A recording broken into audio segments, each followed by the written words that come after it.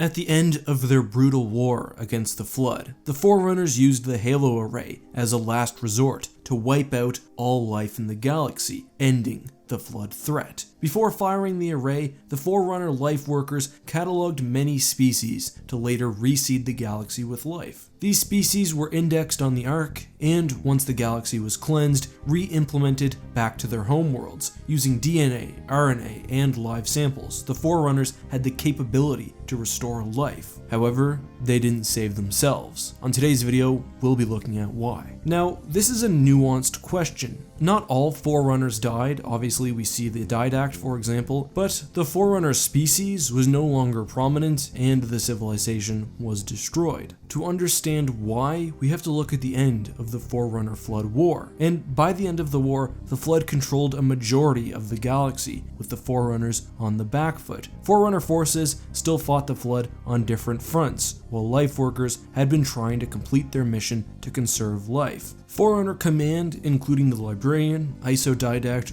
Didact, and the Master Builder, had been gathered at the Greater Ark. In madness, the Didact traveled to Omega Halo aboard his flagship, composed the humans there, and departed for Requiem. The Librarian stopped him and imprisoned him on the world. Afterwards, she concocted a plan to rescue the few remaining humans they could find on Earth. As this was happening, in the final days of the war, the Flood assaulted the Greater Ark with mendicant bias, killing many Forerunner, including the Master Builder. The Isodidact would be saved by the Monitor Chakas, and the few surviving Forerunners would relocate to the Lesser Ark. There, they continued to plan for the use of their ultimate weapons, sending the Halos across the galaxy, as the Monitor Chakas was renamed 343 Guilty Spark and assigned to Installation 04. The Isodidact would be the one to activate the Halo Array, wiping out all sentient life across the galaxy. In an instant, it was over, and the Forerunners, especially the Isodidact, would carry the guilt of committing such an atrocity. Ultimate to the Forerunners was their belief in the sanctity of life, and to destroy so many beings, even for the greater good and the future of biodiversity, was almost unthinkable. This sense of failure and the desire for humanity to seize the mantle of responsibility and for the galaxy to grow without their influence had led the Forerunners to choose not to reseed themselves. Still, after the firing, some did remain alive in the galaxy. First, of course, we have those stationed on the extragalactic Ark, which was outside the firing range of the Halos. There were actually enough Forerunners remaining to restart the civilization, but they didn't do so, for the same reason they didn't reseed the galaxy. The remaining Forerunners held deeply to the guilt of their actions. And more importantly, their role as custodians of the mantle of responsibility needed to be passed down to humanity. These Forerunners ceased completely in meddling with the galaxy's affairs, and after the firing, they exiled themselves, settling somewhere outside the Milky Way. However, before doing so, a group of Forerunners, including the Isodidact, did travel to the old capital of Mathrillion,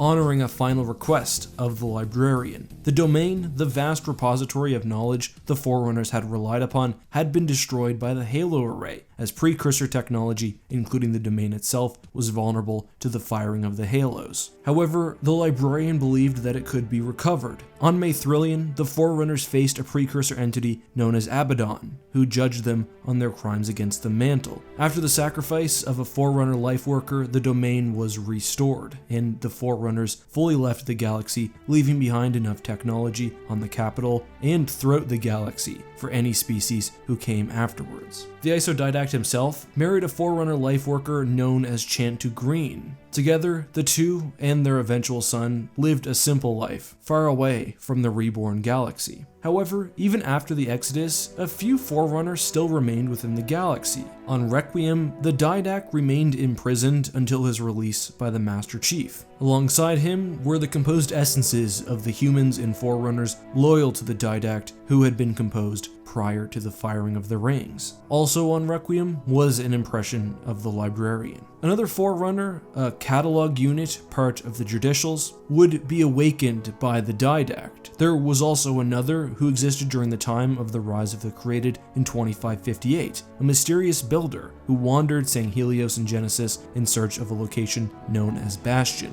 His fate remains unknown. While most Forerunners carried the guilt of their actions and not only chose not to reseed their race, but also exiled themselves from the galaxy, a small number did remain within the Milky Way. It's very likely that one day we will stumble upon more of them, either those who remained within the galaxy, perhaps within shield worlds, or perhaps the returning descendants of extragalactic Forerunners. And a Forerunner location known as Bastion isn't exactly subtle.